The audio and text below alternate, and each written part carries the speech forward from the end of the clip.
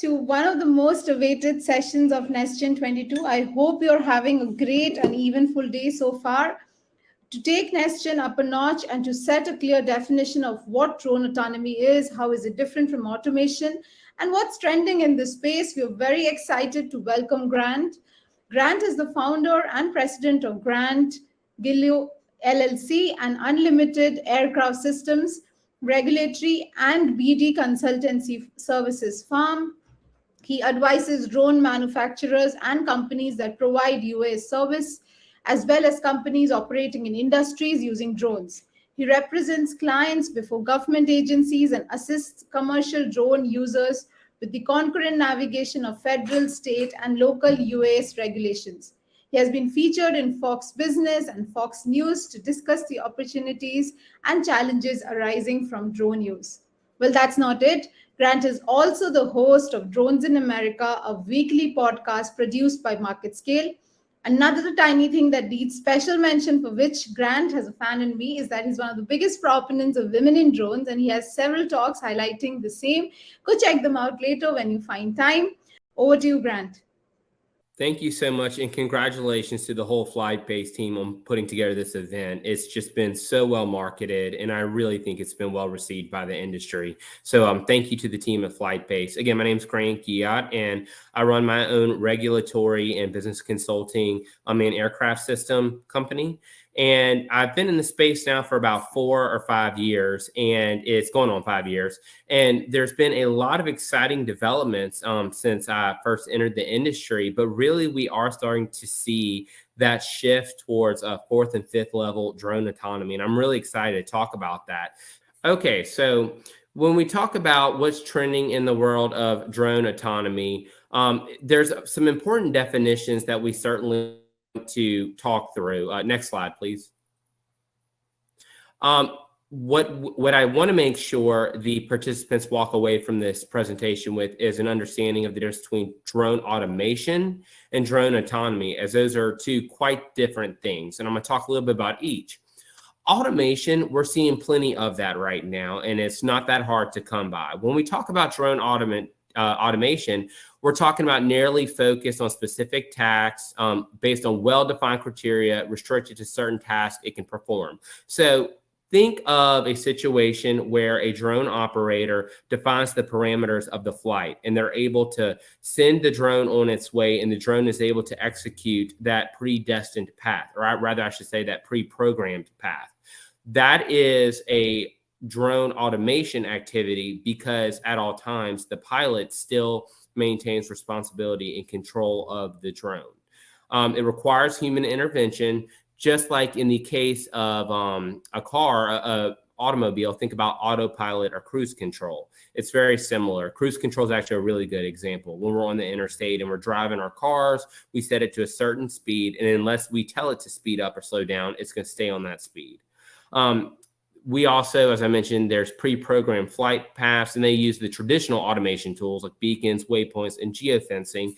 And I think this is really starting to become standard in drone operations to have these mechanisms in place. I know in the United States of America, just this past year, 2021, we legally authorized flights during nighttime without a waiver. There are certain sensors and nights and parameters you have to have in place. But the point being that because the drone itself has those measures in place, the regulating body trusts the operator to operate during a more quote unquote risky time, nighttime.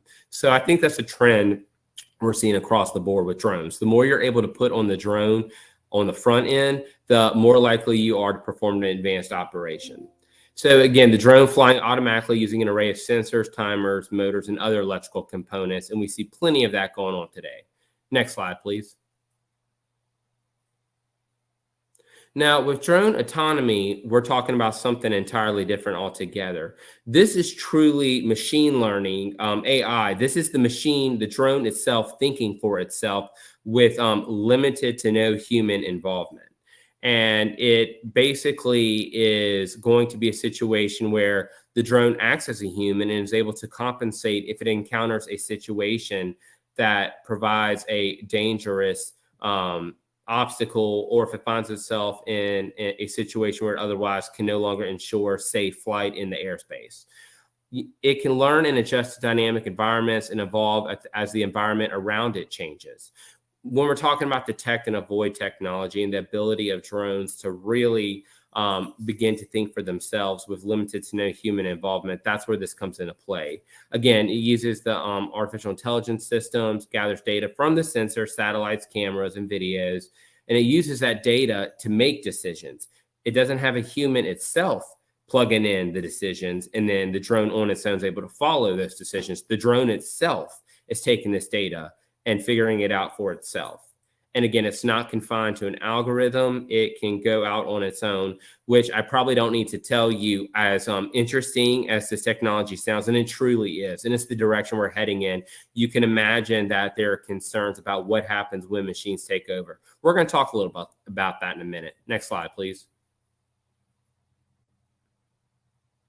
And here's where we're going to talk about it. So public perception and the role that public perception plays in how drones and drone autonomy is accepted into an environment cannot be overstated. It is next to the regulatory environment, I would say as important as the regulatory environment, because public perception shapes regulations, and the regulations shape the rate at which the autonomy evolves.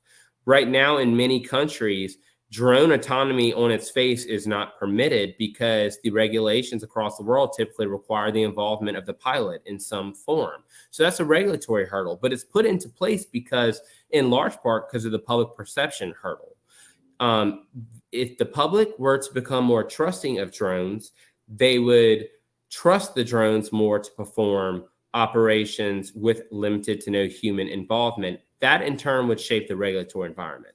So what are the factors that weigh in favor of positive public perception, and how that influences the rate at which drone autonomy develops? Versatility of uses. If you've been to a drone demonstration, or simply if you've read up on use cases and what drones are used for, it's amazing. There seems to be no shortage as to what these devices can do. From agricultural spraying operations to drone deliveries, the traditional photography, videography, data collection. It really is amazing to see all the things drones can do. They're not perfect for every situation, but they are great assets in many situations in many end user industries. Ease of access. Drones can get into places that helicopters and traditional aircraft cannot, and that makes them valuable and popular, because when we are looking at search and rescue missions, for example, or forest fires, transmission line inspections, having an aircraft that has a greater ease of access can make a huge difference. Cost savings. With COVID-19 especially, we saw a lot of end user industries really adopt and embrace this technology because it saved them money at a time when the economy was hurting worldwide. And so that trend continues as we see end user industries really seeking to achieve economies of scale by utilizing this technology. Risk reduction. It's, safe to say you can send a drone up to inspect something. And if that drone falls and is damaged, all in all, not a big deal as long as it doesn't land on someone or hurt someone. Not a big deal. Drones can be replaced. Human beings cannot. And if a human falls from an inspection site, that's a far greater danger. So you are looking at significant reductions in liability and cost. Next slide, please. Now, negative. What are the negative factors that perhaps are slowing this down, slowing down the rate at which the regulatory environment involves and drone autonomy is accepted? So let's talk about privacy concerns. There is a significant concern among the public when it comes to drones due to their, and this goes to the next point, perceived stealth, how small they are and how versatile they are. Those of us in the industry have been working very hard to improve this issue, but it takes time. And so we are continuing to work to spread that positive message. Again, perceived stealth, fear of impact, especially when we first rolled drones out, there was always concerns that they would land on someone. And then noise issues. They're not pleasant to listen to, especially indoors. If you ever hear a drone indoors, it's pretty, it doesn't sound too great. So obviously, companies are working on noise standards and working with the appropriate regulatory bodies to resolve this, but that's just something else to keep in place. So these factors kind of help, they hurt the process and how drone autonomy evolves. Next slide, please. Now let's talk about sources of negative impressions, because this goes a long way. News media, worldwide, it's no big secret that news outlets worldwide since the dawn of time tend to not focus on positive and often focus on negative. And certainly with drones, we are no exception. It is far more likely to come across a negative drone story in the news media than it is a positive. Cinema is even worse. I don't know that I've seen a positive drone use in a movie yet. But we have seen ample examples of movies where the villain at the end of the movie comes out and he's surrounded by drones. And that obviously does nothing positive for our industry. So I really would like to see a movie that focuses, at least in part, on the positive aspects of drone use and how that can improve humanity and all the great use cases there are for drones. And finally, real estate landowner groups, especially in the United States of America, there can be conflicts between landowners who increasingly expect to have aerial trespass rights, not just land rights. In the United States, the saying is the FAA regulates everything from the top of the blade of grass up. We have certain real estate groups and landowner groups that want more ownership over the airspace. So that is an increasing trend that can hurt when it comes to how drone autonomy is adopted. Next slide, please. So let's talk about the positive impressions. Government bodies can go a long way in shaping the narrative. And as we found in the United States, working with the federal government, the state government, and local governments all together, it maximizes your chance for portraying a positive narrative when it comes to drone use, because you are getting that regulatory buy-in. Private industry, of course, it's our role to continue to show government stakeholders and and others out there, the public, why drones are safe and why they should be implemented. Law enforcement is a huge source of positive impressions. Some of the greatest use cases for drones are search and rescue, forest fires, hurricane relief, and similar use cases. And so that will continue to hopefully expand and accelerate drone autonomy. And then educational institutions, it cannot be overstated how important it is that we educate our children while they are young as to this technology and why it will create job opportunities and economic opportunities that will be available for years to come, because this technology is not going anywhere. It's only growing. Next slide, please. So let's talk about the levels of drone autonomy. That's why we're here today. So what exactly are we talking about? Well, we mentioned the difference between automation and autonomy, but here is a synopsis that Drone Industry Insights put together that I really like. There are several similar ones out there, and they're all pretty similar in that they start at a low level that pretty much involves only a pilot, very little drone, if that makes sense, all the way up to only drone, no pilot. So let's start with that. Let's start with level 0, where there's no automation at all, not even automation. 100% manually operated, no obstacle avoidance. This is when you're thinking of drone racing, your model aircrafts, your earliest drone uses. That's where you're going to see a lot of this hands-off, no automation, just complete reliance on the pilot itself. And again, as I mentioned, worldwide regulatory platforms continue to require the presence of an operator, a human operator, in some capacity. So that's your level 0 basic ground level if you were to go out and just start wanting to fly a drone yourself. Now let's talk about level 1. This is with low automation, but there are some aspects of the drone that are automated. The pilot does remain in control as he or she has to, but the drone does control at least one vital function, and it does have sense and alert obstacle avoidance capabilities. So like when we're talking about inspections, and this can be transmission line inspections, pipeline inspections, or even a more simple example, a roof inspection in the insurance industry. We often see drones used for roof inspections. Photography and filming, of course, many movies today are made utilizing drones, and that certainly is going to continue. We're also seeing an increasing trend in wedding videography and photography utilizing drones. So this is where your level 1 automation comes in, some security use cases and monitoring as well.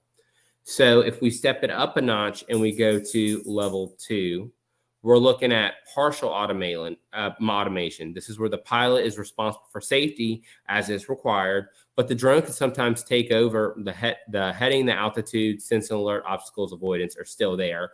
So I would say this category is where we see most of how drones are being utilized for commercial purposes worldwide. This is where you're talking about your mapping, your surveying, and your spraying, and your seeding, and your measuring as well. So agricultural uses as well as advanced inspection uses.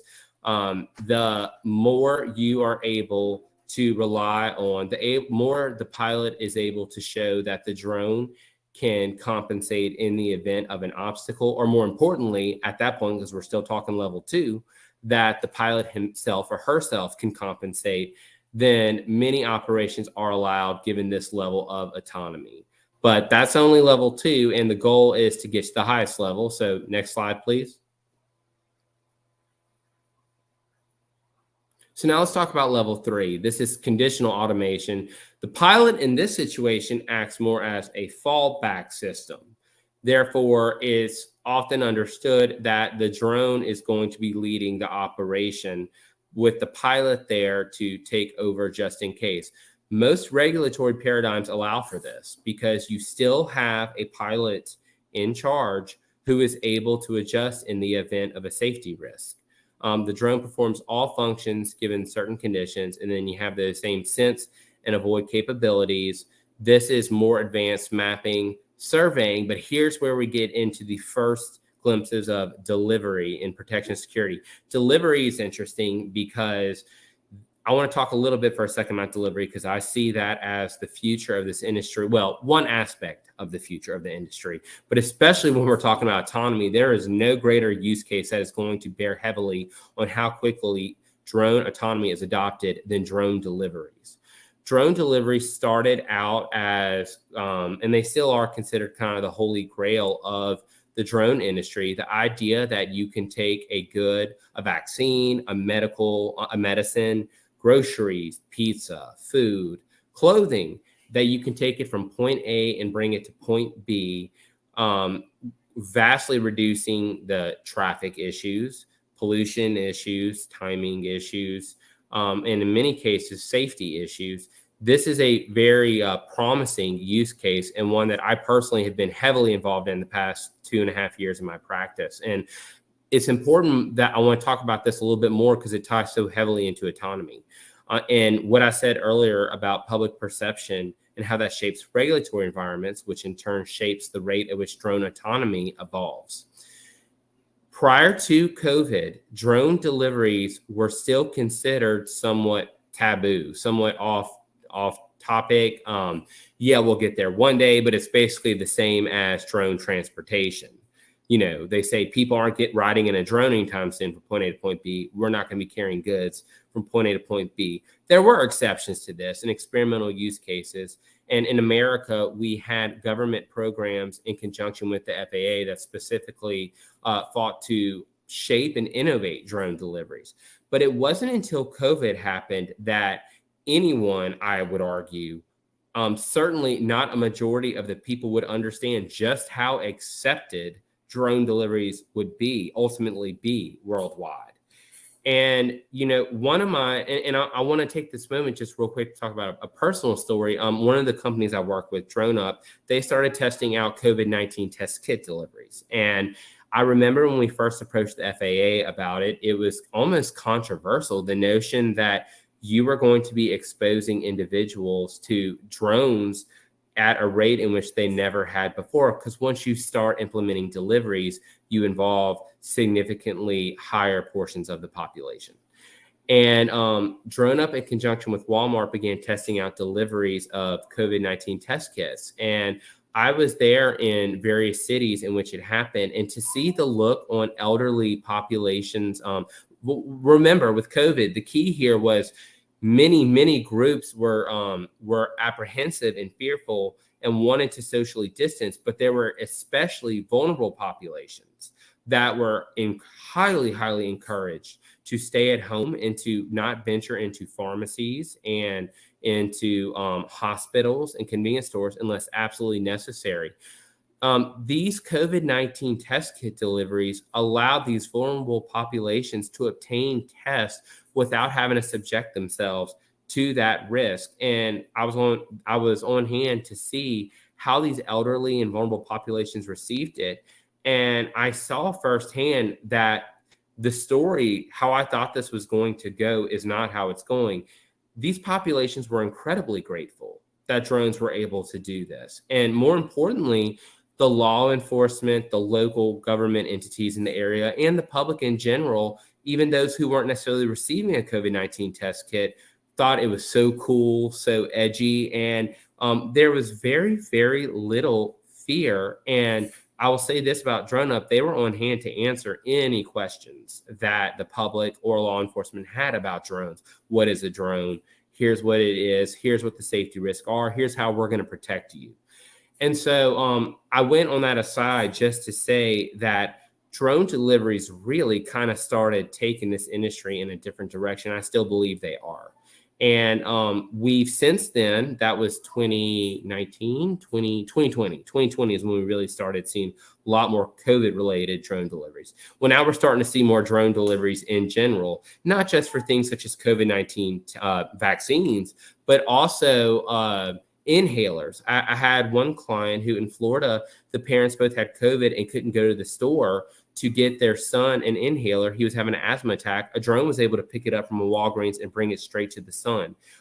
These kinds of stories are so crucial in shaping drone autonomy and how drone autonomy is going to open up for the industry. So with that being said, drone delivery is really where this story gets interesting, but that's level 3. When we talk about level 4, this is very high automation. The pilot's pretty much out of the loop, but he's still there. He has to be legally, again, in most regulatory systems. And then, there are backup systems if one of the systems on the drone fails. And the drone will remain operational and sense and navigate capabilities. And this is more advanced photography and filming. So finally, we get to level 5, which is the dream level of automation. And with level 5, we're talking about full automation here. The drones will use as artificial intelligence tools to plan flights as autonomous learning systems, and their sense and navigate capabilities. This is where we're talking urban air mobility and large cargo deliveries. This is when we're truly talking about going into that television show many of us know called The Jetsons, where you would look outside and everyone was either riding in an aircraft or using a drone or some kind of aircraft for everything. Level 5 is what would take us there and what would get us there. So level 5, we're not there yet, but that's the holy grail, and that's what we're aiming for and striving for. Next slide, please. So let's talk about trends now, trends in drone autonomy and where are we going? Let's start with 2013. Why 2013? That's when we began to see more drone automation and drone autonomy come into play. And with 2013, Australia's kind of where it originated with drone racing. And that's where first-person view cameras really kind of came into focus. And that kind of was the first hint of where we were going to head with drone autonomy. Although that was level 0, it was very promising to see where the technology was headed. Now with level 1, that became widely available as of 2015. And I would say, and this is interesting, in 2015, at the beginning, only 12 United States companies were licensed to use drones for commercial purposes. Imagine that, only 12. Just 7 months later, it grew to 900. It had grown to 900 over half a year. And that's farmers, railroad operators, security services, medical facilities. It became very clear that commercial drone operations not only were going to become a very prevalent component of this global industry, but also that commercial operations were going to be key to paving the way for drone autonomy. Now, level 2, which became widely available as 2016, this is where we saw companies like DroneSeed develop drone for reforestation. You have certain areas where that were suffering from deforestation. The drone itself was capable of replanting seeds and repopulating those areas. DJI also released its one of its MG series, and what was great about these drones is they still to this day, DJI drones in the field, in the realm of agriculture, are still reliably used by operators across the country, and with good reason. In terms of the cost advantages the drones have, they truly are so it's amazing with what DJI drones can do. And when we are talking about agriculture, for example, their Agris drone, that's a perfect example. I've seen many companies that are increasingly using drones in agriculture, and they're turning to DJI's products. So 2016, we first saw the capability with crop protection, but those drones had both automatic and manual operations. And that's why this is key to drone autonomy. You began to see a widely respected and utilized drone company like DJI implementing these automatic operations to go hand in hand with the manual operations. Next slide, please.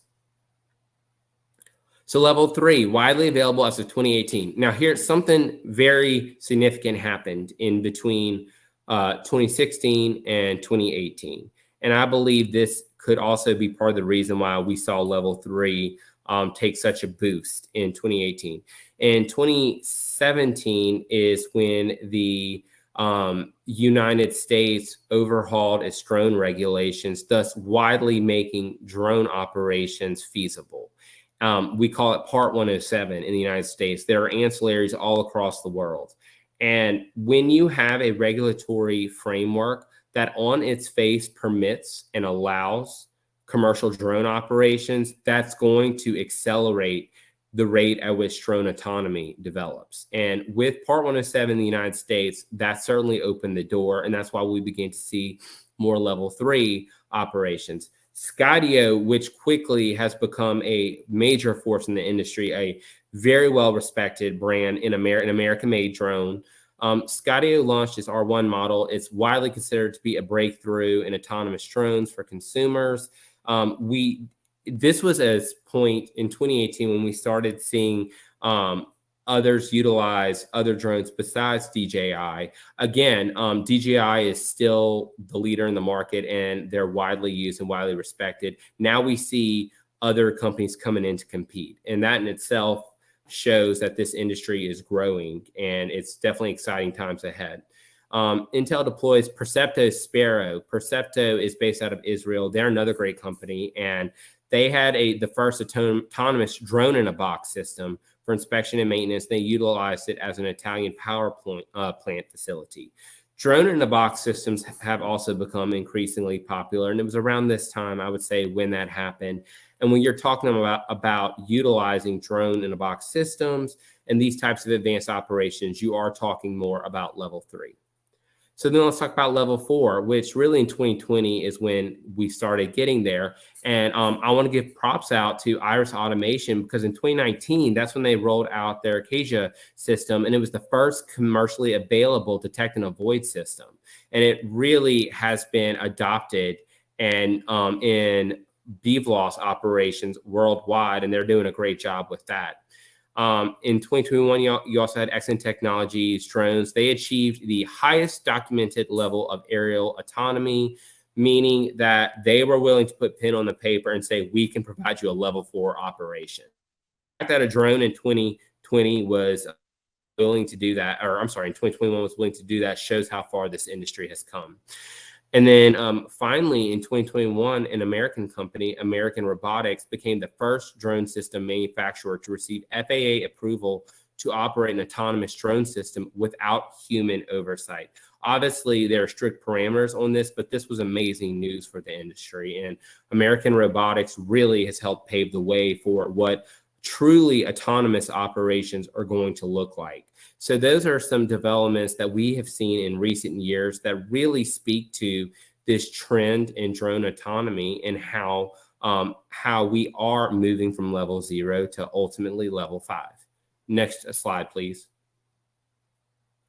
All right, finally, what can we do as an industry? Those of us in this presentation, or those of us who are interested in drones, how can we get to level 5? Because that's the ultimate goal, right? We want to ride in drones ourselves.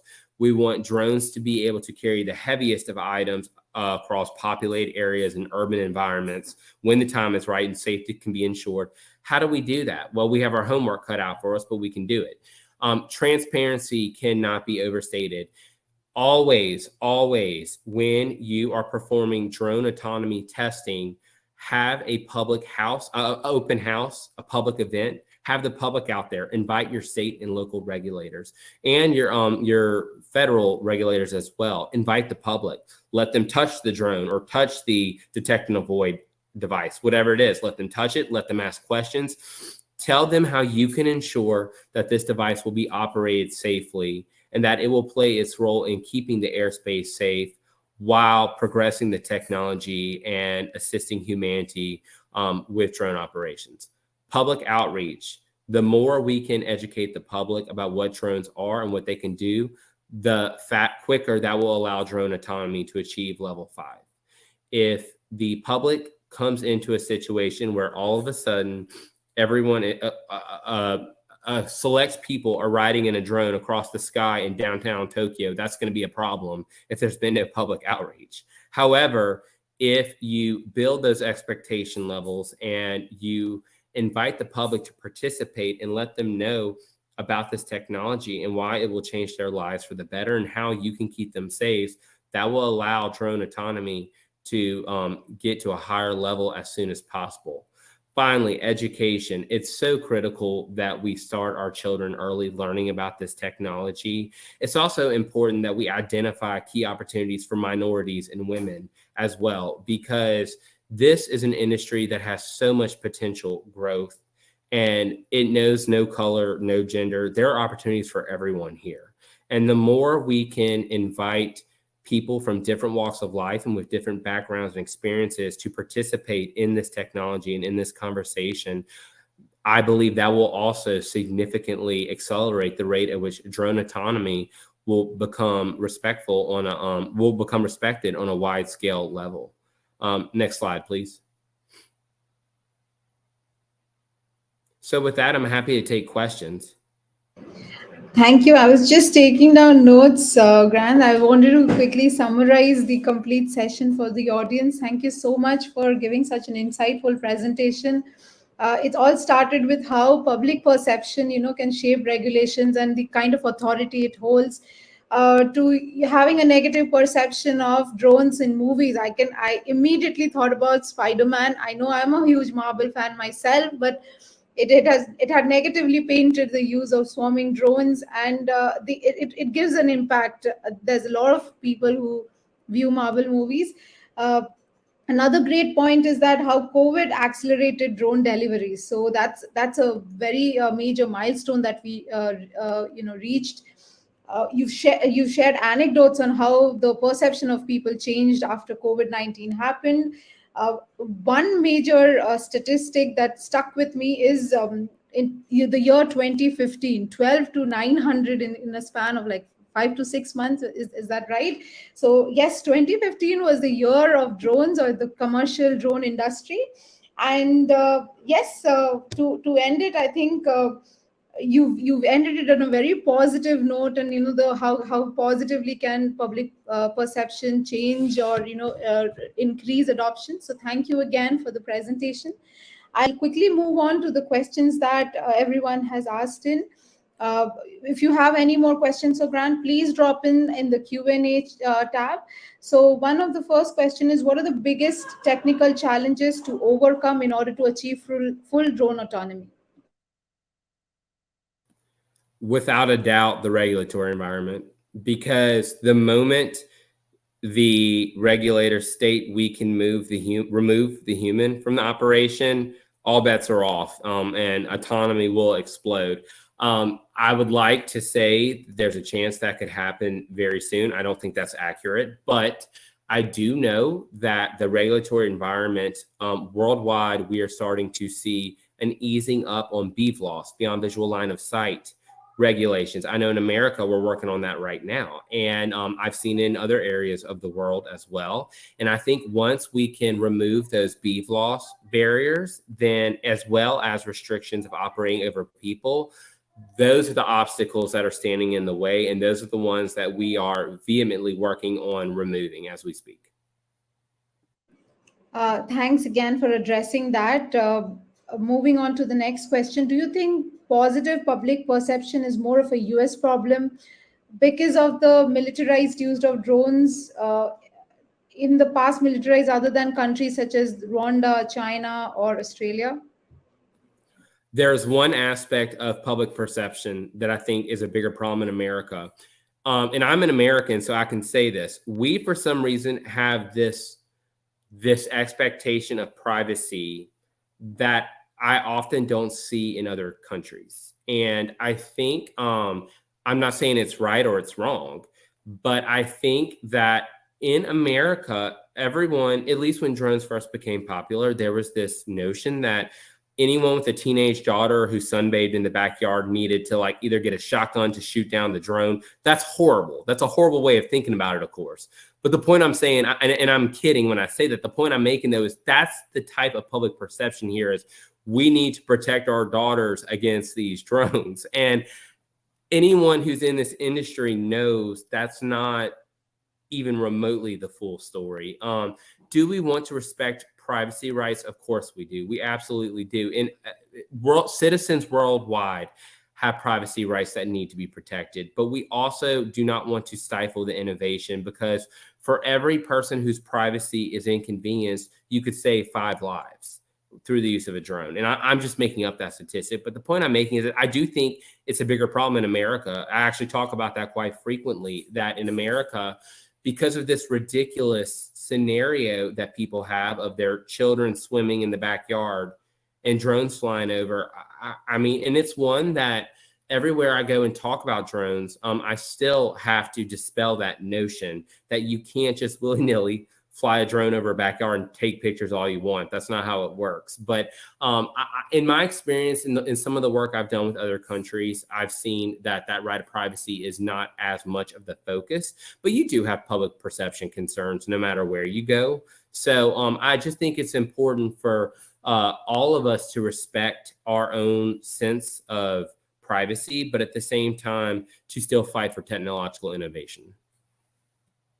Thank you for addressing that. There is another question around with the increase in AI technology and processing technology. Do you think the long-range autonomy drone flights are possible, like more than 6 hours, especially in terms of deliveries, healthcare deliveries? I believe that long-range autonomy drone flights, here's where the challenge comes in. The technology, I believe, will be there, but the heavier the payload, the heavier the drone is altogether, the more it weighs. In working with clients, my understanding is the more difficult it is to achieve a longer distance, and that you sacrifice the power of the drone, the life of the drone, the further you extend it. So when you're talking a 6-hour delivery, technologically, is it possible? Perhaps. I mean, I know there are plenty of drones that can fly several hundred miles. I mean, one of the things that I work on with clients is inter-island delivery in island nations, how to deliver drones across bodies of water.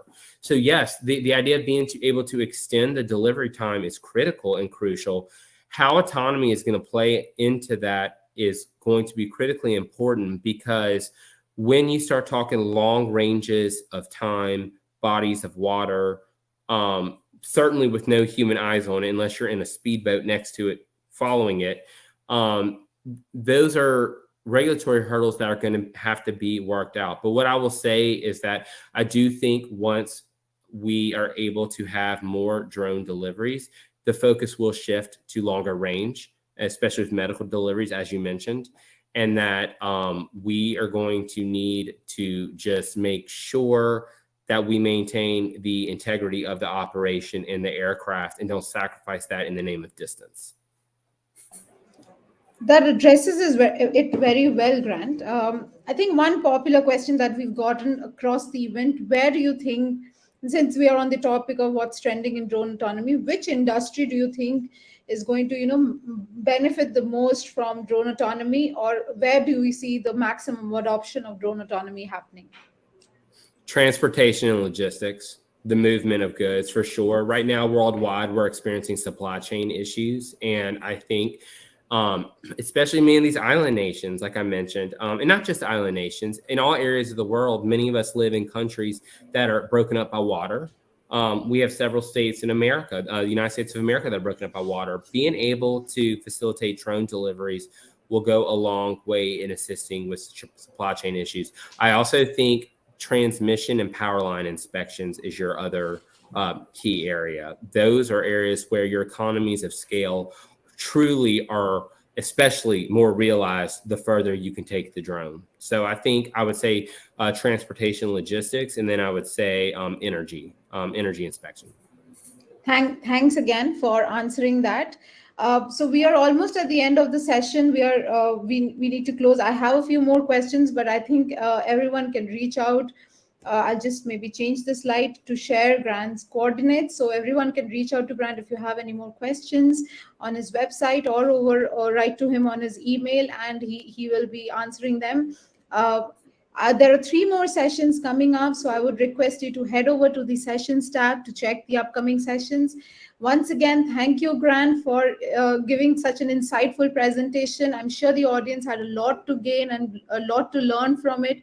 I definitely had a lot of statistics and insights that I drew out of it. So thank you once again. Have a great day. Have a great rest of your time at NestGen. And even the audience, thank you once again. Thank you. And thank you again to the whole team at FlightBase. You're doing a great job with this program. And thank you to the audience.